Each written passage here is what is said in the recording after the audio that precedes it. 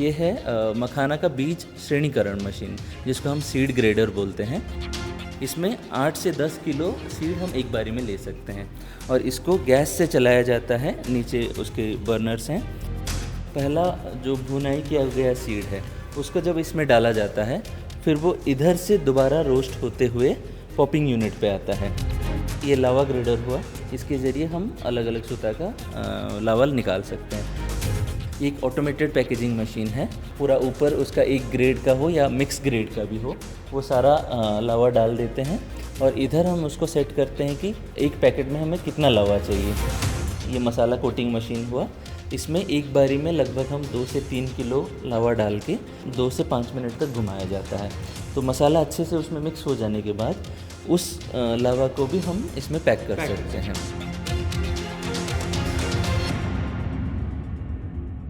आज के इस वीडियो में हम आपको कुछ ऐसी मशीन्स दिखाने जा रहे हैं जो मखाना इंडस्ट्री के लिए काफ़ी काम की हैं, यानी जो किसान मखाना की खेती करते हैं उनके लिए भी काम की हैं, जिससे वो इन मशीन्स का इस्तेमाल करके कृषि उद्यमी बन सकते हैं। तो वहीं दूसरी ओर जो लोग पहले से उद्यमी हैं वो इन मशीनों का इस्तेमाल करके अपने काम को और बेहतर कर सकते हैं। निश्चित रूप से ना सिर्फ काम सरल होगा बल्कि गुणवत्ता बेहतर होगी और आमदनी भी अच्छी होगी।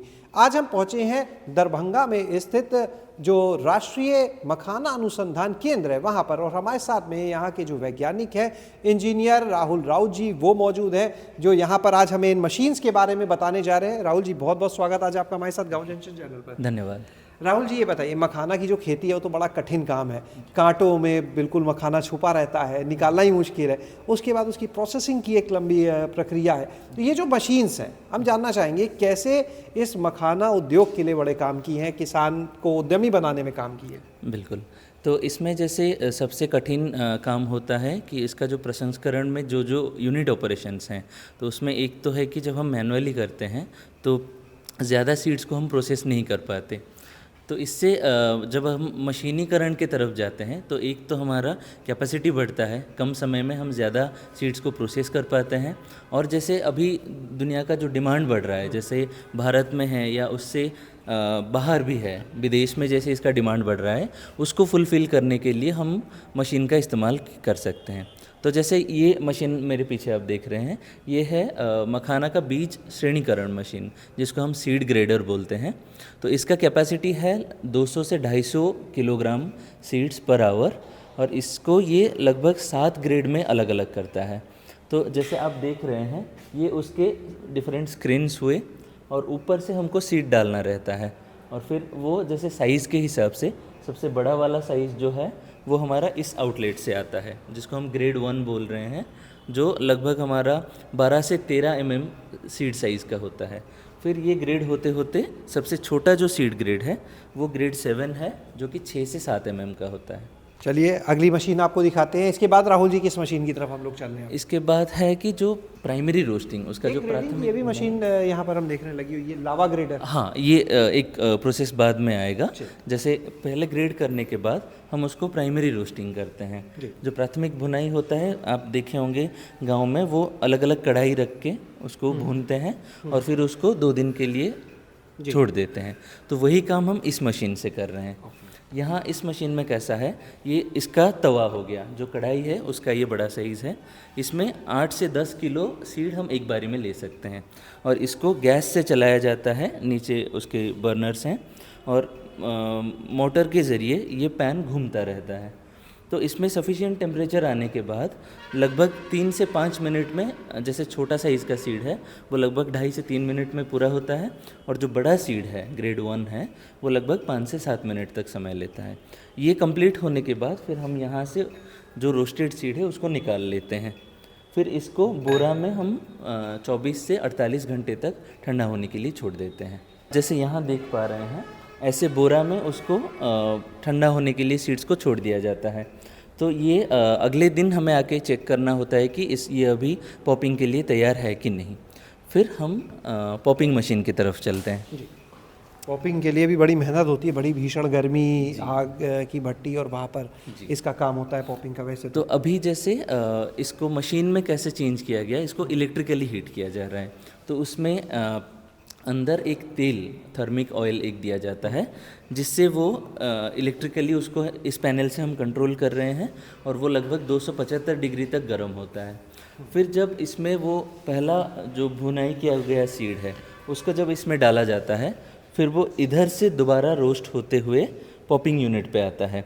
ये उसका पॉपिंग यूनिट हुआ जहाँ पे वो सीड टूट के फिर इसमें लावा और छिलका उसका सारा एक साथ कलेक्ट होता है।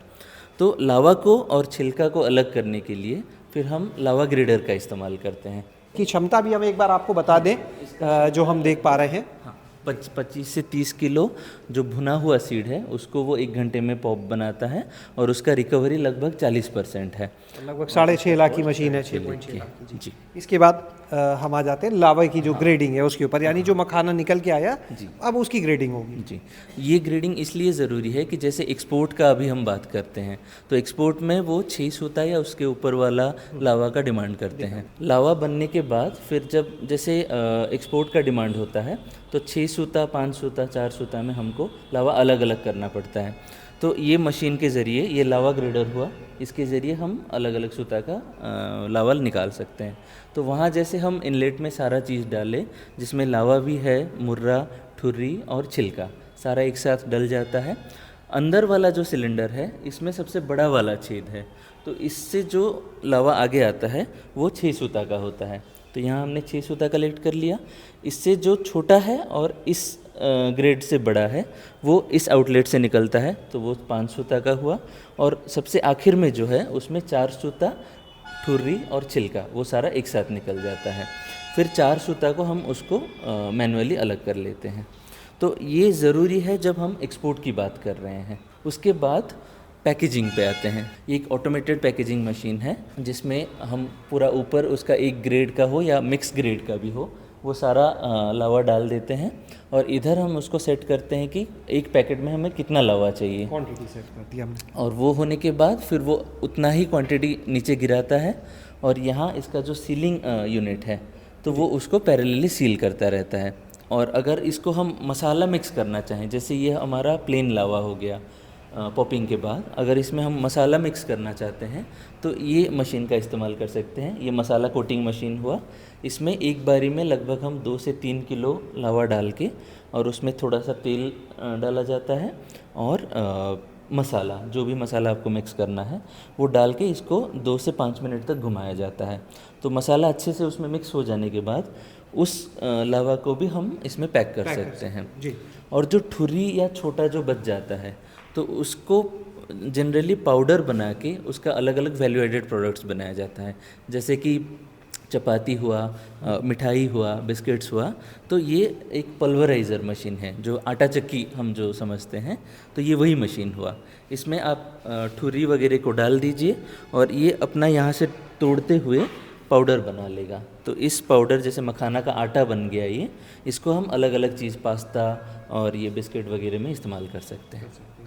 ये जो मशीन आपने दिखाई, क्योंकि ये भी काफ़ी महत्वपूर्ण मशीन है प्रोसेस करके प्रोडक्ट्स बनाना, कितने की है ये मशीन? ये मशीन लगभग 50 से 75 हज़ार में मिल जाती है।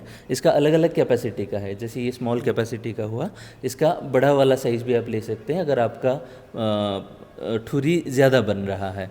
कहाँ से इन मशीन्स को खरीदा जा सकता है ये आप बताएं। इसमें जैसे हम जिन कंपनियों से ख़रीदे हैं तो उनका हमने एक लिस्ट तैयार किया है, तो उनमें उनका जैसे एड्रेस हुआ और मोबाइल नंबर दिया गया है।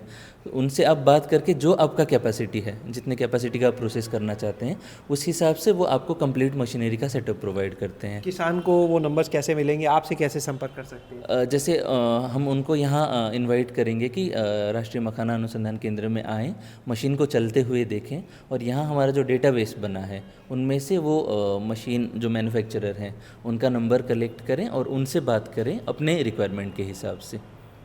बहुत बहुत शुक्रिया राहुल जी। तो आज आपने देखी वो मशीन्स जो मखाना की खेती के बाद जो प्रसंस्करण का काम है, यानी चाहे उसकी पफिंग की बात की जाए, पॉपिंग की, चाहे वो उसके मसाला मखाना आपको तैयार करना हो, ग्रेडिंग करनी हो, पैकिंग करनी हो, उनसे जुड़ी हुई मशीन्स। और ये मशीन्स जो हैं काफ़ी हद तक आपका जो काम है ना सिर्फ उसकी क्षमता को बढ़ा देंगी, काम को सरल कर देंगी, बल्कि बहुत ही सफाई के साथ सारा काम होगा तो निश्चित रूप से जब पैकिंग अच्छी होगी और एक एक चीज़ रीडिंग के हिसाब से होगी तो उसकी बाज़ार में जो कीमत है वो भी आप बेहतर पा सकते हैं। शैलेश अरोरा, गाँव जंक्शन।